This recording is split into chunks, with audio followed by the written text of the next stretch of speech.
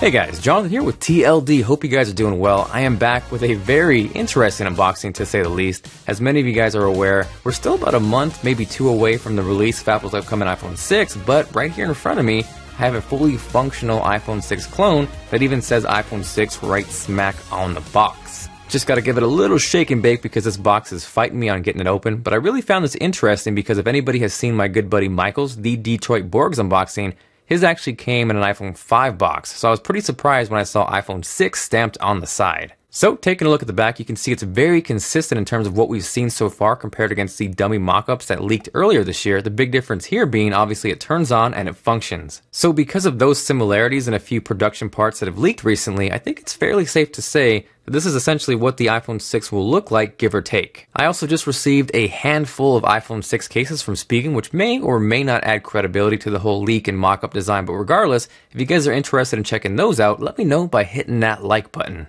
Now, spoiler alert, this may look like an iPhone 6, but as far as performance goes, it is not snappy at all. It's sadly actually a massively underpowered iOS-skinned Android device, essentially. If you compare it to the iPhone 5S, for example, you can see in terms of performance on Geekbench, it gets absolutely destroyed. But what's interesting, though, if you look at the specs on paper, they're actually pretty close. They're both dual-core, they're clocked around 1 GHz, but I think this is a testament to not only Apple's performance hardware-wise, but software as well. So continuing on with the unboxing, because there actually was content and accessories which I found amusing, the first thing up is a quick start guide, which says hello right smack there on the front, just like Apple products. But if you dig a little bit deeper and look inside, the most hilarious thing that stood out to me is those are iOS 6 screenshots, so yeah.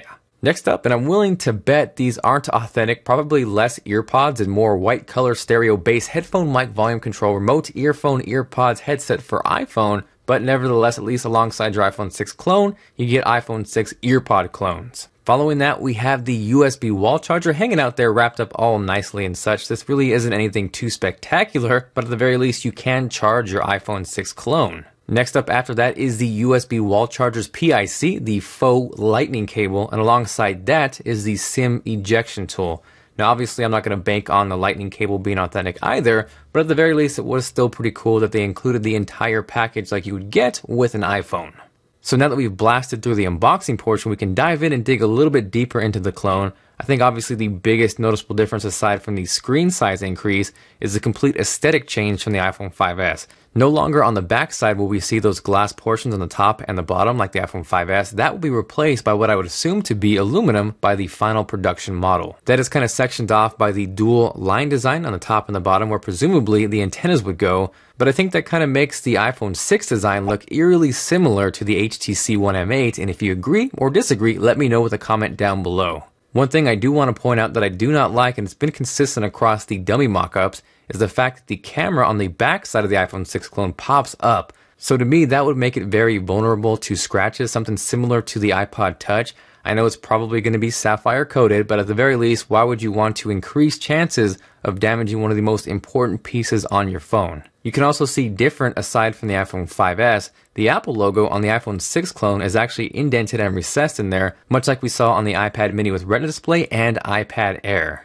Now another big difference between these two is the actual power and sleep wake button. On the iPhone 5S, it's located on the top right hand side, whereas the iPhone 6 clone that is located on the actual right side above the SIM card tray. Now because the iPhone 6 will presumably feature a larger 4.7-inch display, I think the power button movement makes sense on a device like this. The volume rockers also look like they're getting some sort of makeover. On the iPhone 5S, we have those classic circle Apple volume rockers up and down, but on the iPhone 6 clone, those look very similar to what we see on the iPod Touch again. Now as far as whether I like them, dislike them, I'm kind of neutral, but I definitely say the increased size makes them a little bit easier to hit. So like I said previously, this is a fully functional device, but one big difference between this and the real upcoming iPhone 6 is there is no fingerprint Touch ID reader on this clone. So that of course on this device means you are limited to swiping to unlock your phone. Now when I said this thing was not a performer, I meant it. It is extremely, almost laughable laggy,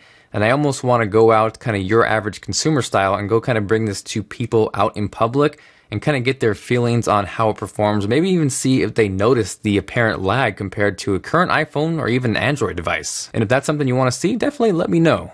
So like I also previously talked about, this essentially is an iOS skinned Android device, and bits and pieces of Android creep out here and there. For example, if you hold down the home button, normally where you would get Siri on an iPhone, on this you get Google Now, which to me is a kind of an upgrade, and I would prefer if I could do that on an actual iPhone. One thing I did notice, and again if you did watch Detroit Borg's video, it is extremely hard to access the control center on this iPhone 6 clone. Sometimes it almost feels impossible, but I actually got it down almost to a science where if you hold your thumb right there between the bezel and the screen, and then you slide up, you can kind of feel it vibrate, and then you can nail it every single time.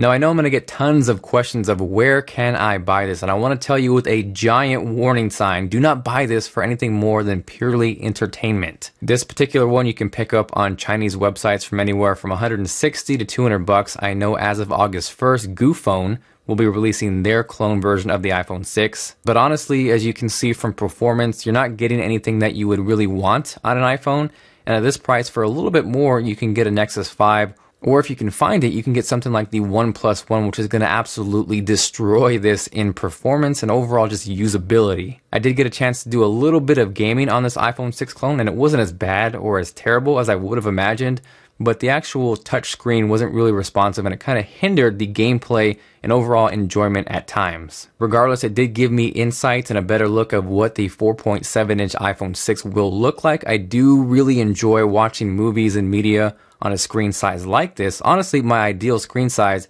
is anywhere between 4.7 and 5.1 inches. So as far as that goes, that is making me look forward to the actual iPhone 6. Now, in case anyone's curious, that right there is the Shield, and I've always been wanting to watch the series. I've heard great things, big fan of Kurt Sutter. Hadn't really made the plunge to buy any DVD